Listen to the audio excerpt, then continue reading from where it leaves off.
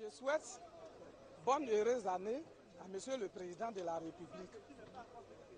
Vraiment, nous sommes très heureux parce qu'il pense à tout le monde, à tous les enfants de la Côte d'Ivoire. Et vraiment, ça nous va droit au cœur. Et nous sommes venus pour lui souhaiter bonne heureuse année. Que Dieu lui donne longue vie. Nous aurons travaillé dans l'Union pour le redressement de la Côte d'Ivoire, pour le développement de la Côte d'Ivoire. Et ça, nous y participons en tant que chef de village. En tant que roi, nous participons à cela.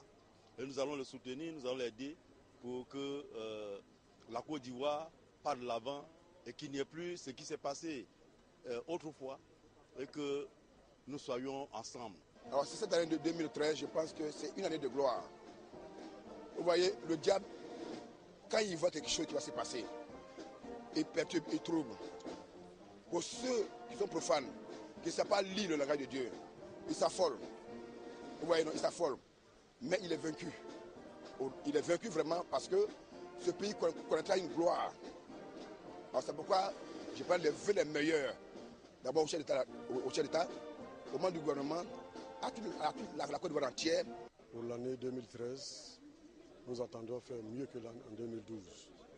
Donc l'année 2013 pour nous, c'est une année d'espoir, une année d'espérance.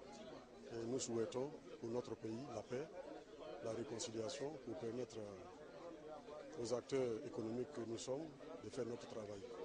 Nous avons beaucoup de challenges à relever. La Côte d'Ivoire a besoin d'être un pays émergent à l'horizon 2020. Ça suppose que tous les secteurs d'activité soient à la hauteur. Et les infrastructures, généralement, et les ports en particulier. 90%, 95% environ des échanges de la Côte d'Ivoire passent par les ports. Et l'émergence de la Côte d'Ivoire passe forcément par l'émergence du port autonome d'Abidjan. Pour nous, au Conseil du Café Cacao, 2013 sera l'année de résultats. Parce que nous souhaitons être beaucoup plus présents sur le terrain, nous assurer que la réforme qui a été mise en place sous la direction avisée du chef de l'État et du ministre de l'Agriculture, que cette réforme est effectivement appliquée correctement. Et vous avez dû suivre dernièrement, lors des campagnes café et cacao, les prix stabilisés qui ont donc été donnés et qui sont effectivement appliqués sur le terrain. 2013, nous en sommes persuadés, sera l'année de tous les changements. Nous souhaitons déjà qu'en 2013, la nouvelle loi voit les structures en fonctionnement pour continuer de développer les télécommunications en Côte d'Ivoire. Cette loi est importante.